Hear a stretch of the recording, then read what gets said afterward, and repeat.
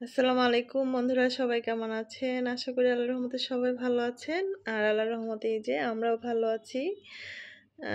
আজকে অনেকদিন পর আপনাদের মাঝে আমি আর আমার পুচু চলে আসলাম কিছু কথা বলার জন্য। এই যে দুষ্টুটার কথা বলার জন্য।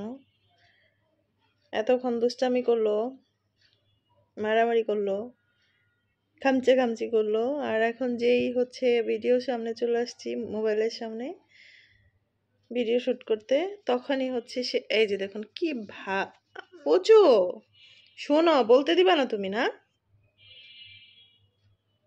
কথা বলতে দিবা না, কিছু বলতে দিবা না তুমি? আচ্ছা, বললাম না, যাও। প্রথম রোজার দিন যে ঘটনা ঘটাইছো, ওই ওই কথাটাই বলতেছিলাম। বলতে দাও, চুপ থাকো, চুপ থাকো, বলতে দিবা না? আচ্ছা, প্রথম রোজার দিনও কি করছে সেটাই বলি। এই যে বলতে গেছি যে আর কামড়াচ্ছে আমাকে, বলতে দিবা না তুমি? দেখছো দেখছো কেমন করতেছে পুজু? শোন, শোন, বলতে দাও। হা করতেছো কেন? ইফতার করছো না তুমি, আবার হা করো? আচ্ছা, প্রথম রোজার দিন একটা ঘটনা ঘটছে, যার জন্য আমিও অনেক কষ্ট পেয়েছি আর আমার পুচু অনেক ভয় পেয়েছিল। শোন, কি হয়েছে ওখানে? কি বাসা নিচে টিন শেডের একটা বাসা আছে, ওই বাসার চালের উপরে ও আমার ডাক শুনে মামা করতেছে। আর মানে ওই সময় তো আমার মাথা পুরো মানে ঘুরে গেছে যে এখন কি হবে, ওকে কিভাবে ওঠাবো। আর তখন কেবল সবাই সাহারি করে ঘুমাচ্ছে। আর এই সময় তো সবাই মানে টিনের চালের উপরে, বুঝতেই পাচ্ছেন, নিচে তো মানুষ ঘুমাচ্ছে। মানে এই চিন্তাও আবার আমি আমার পুচুকে কিভাবে ওখান থেকে ওঠাবো, এই চিন্তাও হচ্ছে। তো যাই হোক, পুচুকে ওঠানোর জন্য অনেক চেষ্টা করতেছি।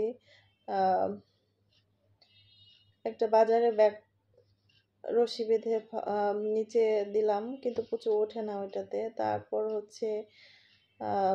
ওর যে ব্যাগ আছে, ওকে বাইরে নিয়ে যাই, সেই ব্যাগটা ফেললাম, তারপরও ও ওটাতে ওঠে না। মানে অনেক চেষ্টা করার পরেও কিচ্ছু হচ্ছিল না।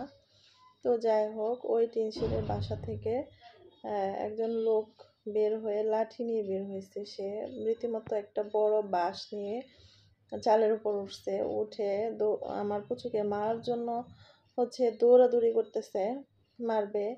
তো এই সময় আমি একদম পুরা, কি বলবো, আমি মানে আমার মুখের ভাষা আমি হারিয়ে ফেলছি। যে আমি প্রথমে ভাবছিলাম সে হয়তো যখন শুনবে যে আমার পালা বিড়াল, এই যে এমন করো কেন, বলতে দাও। তুমি ভয় পাইছো না ওই দিন, এটা বলতেছি। তো যাই হোক, আমি একটু আশ্বস্ত হলাম যে সে হয়তো আমার পুচুকে ওখান থেকে উঠাই দিবে যখন শুনবে যে ও আমার বিড়াল। তো যেই উনি উঠে আমার পুচুকে বাঁশ দিয়ে মারার জন্য চালের উপর দিয়ে দৌড়ালো। মানে আমি, আমার মুখ দিয়ে কোনো কথা বের হচ্ছে না, মানে আমি নিস্তব্ধ হয়ে গেছি মানে ঘটনাটা দেখে। মানে কি বলবো, আমি আপনাদের বোঝাতে পারছি না। আমি একদম চুপ হয়ে গেছি, আমি কিচ্ছু বলতে পারতেছি না। আমি শুধু বলছি যে ও তো কোনোদিন মানে এরকম করে নাই, আজকে এরকম হয়েছে।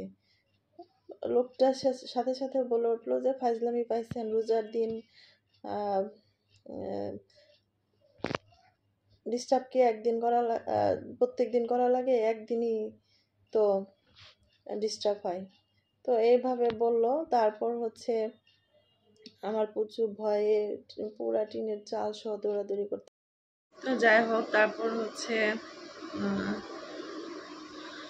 উনি আমার পুচুকে লাঠি দিয়ে দৌড়াদৌড়ি করে, পুচু ভয়ে আমাদের যে পাশের ফ্ল্যাটের বাড়িওয়ালা আঙ্কেল, উনি ঘুম থেকে উঠছে। উনি উঠে বারান্দায় দাঁড়াই ছিল, আমাকে সাহস দিচ্ছিল। আর আঙ্কেলটা অনেক ভালো, উনি আমার পুচুর সাথে সবসময় বারান্দায় আসলে গল্প করে।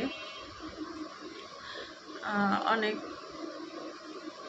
আহ, আদর করে সে আমার পুচুকে। তো যাই হোক, আমার এই বাচ্চাটা মানে কোনোদিন ওর মানে ওনার বারান্দায় কোনোদিন যায় নাই, বা ওনার চালের উপরে কখনো যায় নাই। হয়তো বা ও হচ্ছে মশা মাছি এগুলার পিছনে ছুটে দৌড়াদৌড়ি করে, লাফালাফি করে, হয়তো বা মশা মাছি ধরার জন্য ও হচ্ছে লাফ দিচ্ছিল, বুঝতে পারে নাই, যার জন্য পড়ে গেছে। দিনের বেলা হলে হয়তো বুঝতে পারতাম যে অন্য কোনো বিড়ালের প্রলোভনে হয়তো বা নিচে নেমে গেছে, কিন্তু আজ পর্যন্ত সে ওরকম কোনো কাণ্ড করে নাই। তো ছোট থাকতে দু একবার পড়ে গেছে, সেটা হচ্ছে ও তখন অনেক ছোট ছিল, ভুলে পড়ে গেছিল। আর যেখানে পড়ছে ও ওখানেই বসে থাকতো, ওখান থেকে নড়াচড়া করতো না। আমরা নিচে থেকে হাত দিয়ে ওকে উঠায় নিয়ে আসতে পারতাম। কিন্তু এখনও বড় হওয়ার পরে 9 মাসের মধ্যে ও একটিবারের জন্য কখনো বাইরে যায় নাই। তো হয়তো ও হচ্ছে মশা বা মাছি ধরার জন্য ওইভাবে লাফ দিয়েছিল। আর আমার ধারণা, কারণ আমি ওকে চিনি, 9টা মাস আমার আষ্টে পৃষ্ঠে ও বাঁধা, ও কি করে না করে সেটা আমার খুব ভালো করে জানা আছে। তো ও হচ্ছে রুমের মধ্যে একটা মশা দেখলে, মাছি দেখলে ওইটাকে লাফায় লাফায় হচ্ছে ধরবে। আর ওর আরেকটা অভ্যাস আছে, সেটা হচ্ছে ভোরবেলা যখন ওই যে বাইরে পাখি কিচিরমিচির শব্দ করে, ওইটা ও হচ্ছে বারান্দায় বসে বসে দেখে, অন্ধকার থাকা অবস্থা থেকেই। তো যাই হোক, সেদিন হচ্ছে আমি ওকে কোনো রকমভাবে ওঠায় নিয়ে আসলাম।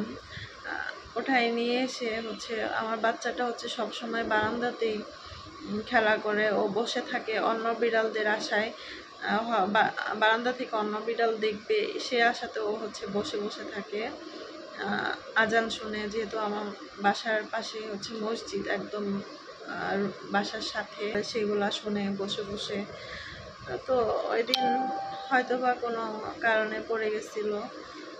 তো যারা হচ্ছে এরকম মানে অমানুষের মতো কাজ করে, তাদের প্রতি আমার একটাই অনুরোধ, আপনারা হচ্ছে হয়তো বা আপনাদের কাছে আপনারা কোনো বিড়াল পালেন না, কিন্তু বিড়াল আমাদের নবীজি হযরত মুহাম্মদ সাল্লাল্লাহু আলাইহি সাল্লাম উনি বিড়াল পছন্দ করতেন। আপনারা তো সেই মানে কথাটা ভেবে চিন্তেও বিড়ালকে একটু ভালোবাসতে পারেন। সেটা হচ্ছে আমার মানুষের কাজগুলা করবেন না, যেটাতে আমার এই যে ছোট্ট বাচ্চাগুলা কষ্ট না পায়। আপনারা এরকম কষ্টের কোনো কাজ করবেন না, তারা আপনার কোনো ক্ষতি করে নাই। তো কথাগুলা হচ্ছে অনেক কষ্টের সাথে বলতে হচ্ছে, কারণ আমি সেদিন অনেকটা ভয় পাইছিলাম, যেমন মানে পুচুকে কিভাবে বাসায় নিয়ে আসবো সেই ভয়টা কাজ করতেছিল। আর হচ্ছে আমার বাচ্চাটা ভয় পাইছে, সেই ভয়েতে আমি হচ্ছে মানে স্তব্ধ হয়ে গেছিলাম, যে মানে আমার একদিকে আমার অফিসের সময় হয়ে গেছে, অফিসে যেতে হবে, আর ওকে মানে আদর করার সময়টা আমার ছিল না, কারণ এদিকে আমার অফিসে যেতেই হবে, সেই চিন্তা।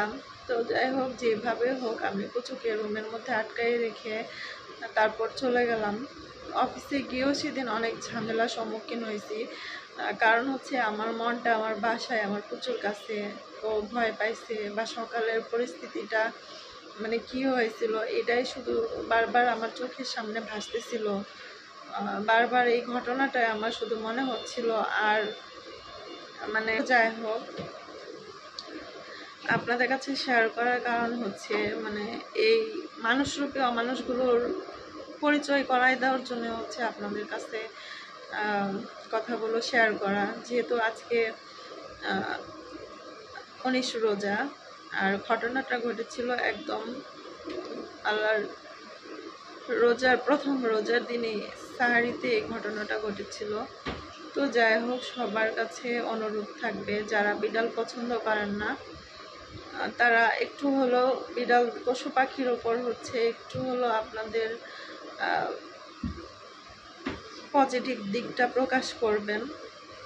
তো সবাই ভালো থাকবেন, আর আমার প্রচুর জন্য দোয়া করবেন। ওর জন্য আমি আমার পুরো বারান্দাটা নেট দিয়ে, ওই দিনই হচ্ছে নেট দিয়ে আটকায় দিছি, ও যাতে বাইরে পড়তে না পারে। তো আমার পুচুটাকে আমি আমার সন্তান থাকলেও হয়তো বা এতটা আদর করতাম কিনা আমি জানি না। পুচুর প্রতি যে আমার ভালোবাসাটা আছে সেটা হয়তোবা আমি প্রকাশ করতে পারি না। ও হচ্ছে আমার একমাত্র সম্বল, একমাত্র আশার আলো, একমাত্র অবলম্বন, যেটা কোনো মানুষ এই স্থানটা নিতে পারে না। সেটা একটা বিড়াল আমার সেই স্থানটা নিয়েছে। তো সবাই হয়তোবা বুঝতে পারছেন। তো যাই হোক, সবাই ভালো থাকবেন, আমার প্রচুর জন্য দোয়া করবেন। সবাইকে অনেক অনেক ধন্যবাদ।